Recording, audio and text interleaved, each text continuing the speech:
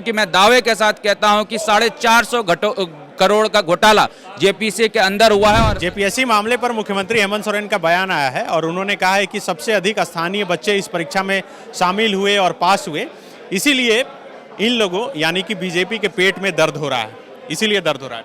मुख्यमंत्री को अपने राज्य का ज्ञान नहीं है।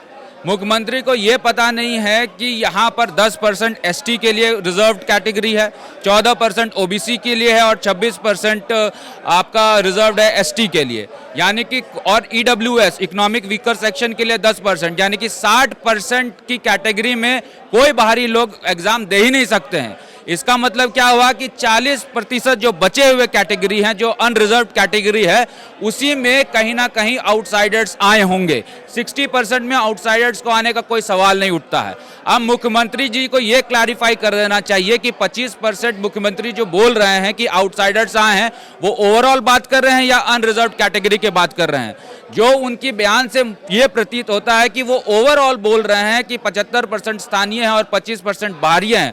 अगर ऐसा हुआ है तो मुझे लगता है इससे दुर्भाग्यपूर्ण और कोई बात हो ही नहीं सकती। इसलिए नहीं हो सकती क्योंकि अगर उस आंकड़े को आप अनरिजर्व कैटेगरी में डालेंगे तो 50% से ज़्यादा ऐसे बाहरी लोग पीटी को पास कर चुके हैं अनरिजर्व कैटेगरी में। और ये गलती इसलिए होगी क्योंकि झारखंड विशेष सब्जेक्ट को पीटी में इन्होंने अनिवार्यता उसकी हटा दी है। उसमें एवरेज वर्ड डाल के ये कह दिया है कि अगर पेपर 1 पेपर 2 में आपको 40% मार्क्स एग्रीगेट आ जाएगा तो आप उत्तीर्ण घोषित होंगे।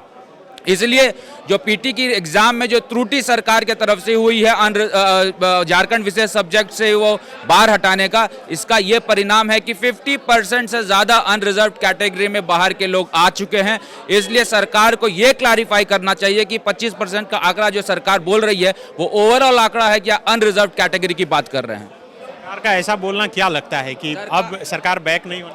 सरकार का ऐसा बोलना ये दिखा रहा है कि सरकार ब्लेम गेम खेलना चाहती है।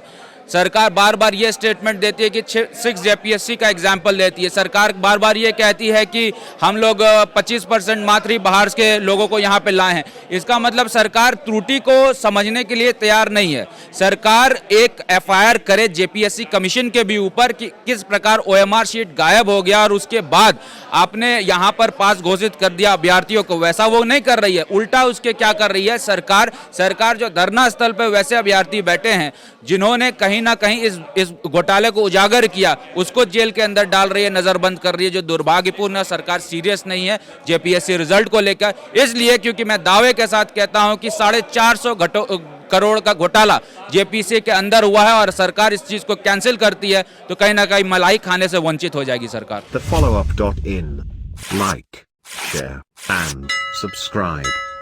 www.thefollowup.in